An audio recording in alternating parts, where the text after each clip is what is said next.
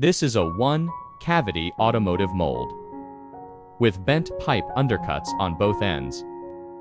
This video explains why this mechanism was chosen over a more traditional solution based on real manufacturing risks. The bent pipe core pull must be two-step, or a one-step pull risks interference, galling, and overload. Mold standard components. Follow the DME metric standard. Gating uses a master single sprue bushing, then a cold runner, ending with a fan gate. There are 8 sliders in total, numbered 1 to 8 from the top side view. Step 1. The mold opens, and angle pins drive sliders 4, 5 and 8 for the first passive pull. This first clears outer constraints and creates safe travel and clearance for the hydraulic actions.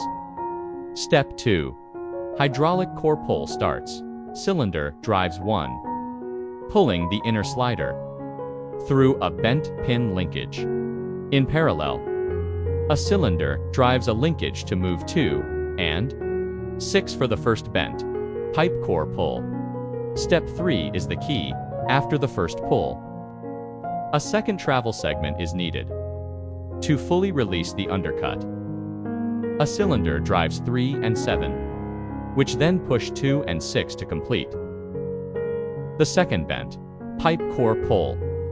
Core idea: split the bent pipe release into 2 steps for controlled, stable demolding and better protection of shut-off surfaces.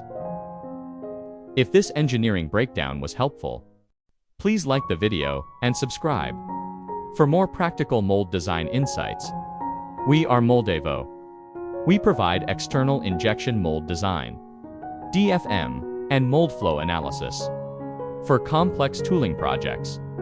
If you are working with a challenging 3D part and want to validate manufacturability before steel cutting, feel free to reach out. Thanks for watching, and I'll see you in the next video.